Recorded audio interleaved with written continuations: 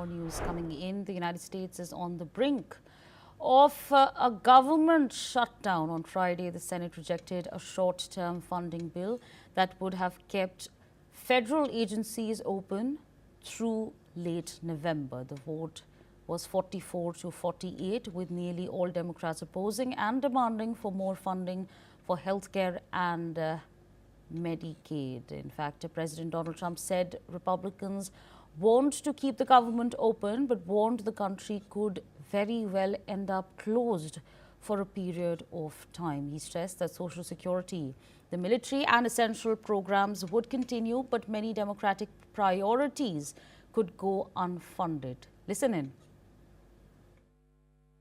Continuing resolution in the Republican House today. It was an amazing vote, actually. It showed we want to keep things going and going properly. It was good for a lot of reasons. The Republicans want to keep government open. But in the Senate, we have 53 Republicans total, and we need 60 votes. That means we need Democrat votes. I want to thank Senator John Fetterman. He wants to keep the country open. And we have to remember, when you win the election, elections have consequences. So we'll continue to talk to the Democrats, but I think you could very well end up with a closed country for a period of time. And we'll take care of the military, we'll take care of Social Security, we'll take care of the things that we have to take care of. A lot of the things that Democrats fight for, which in many cases aren't very good things, will not be able to be paid. So we'll watch and see how they do with that. They'll have to handle their constituents pretty carefully. Meanwhile, Congress has until September 30th to act, but the pressure is mounting, with lawmakers now on recess. Let's in fact listen in to what Senator John Barrasso has to say.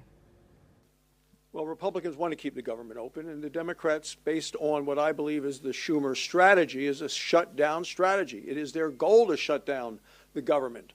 The left wing of their party is demanding it, and Chuck Schumer is snakebit. He's afraid to do anything that they won't want him to do. Still with us on the broadcast is Mr. Ross Feingold. So I'd like to understand from you, what exactly are you making of the situation on the ground?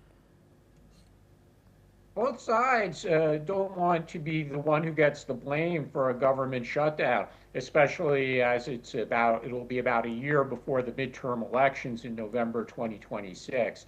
So they have that concern in mind. On the other hand, the Democrats have made it clear that they have certain priorities, and for now they're not willing to give in. And as you mentioned, a very high priority for the Democrats is to restore or maintain funding for certain health care programs, some of which funding was cut in the big, beautiful bill that the Republicans passed in July of this year. So this is a standoff, and it's the same situation in the previous standoffs that almost or did bring the government to a shutdown. And ultimately, one side or the other is going to have to blink first, and we don't know which side that will be. But ultimately, they do always work this out, and there's always going to be winners and losers politically, as well as for beneficiaries of different government programs. But ultimately, even if there's a closure, they will work out their differences at some point. Right, absolutely. With that, I'd like to thank you for joining us on NewsX World.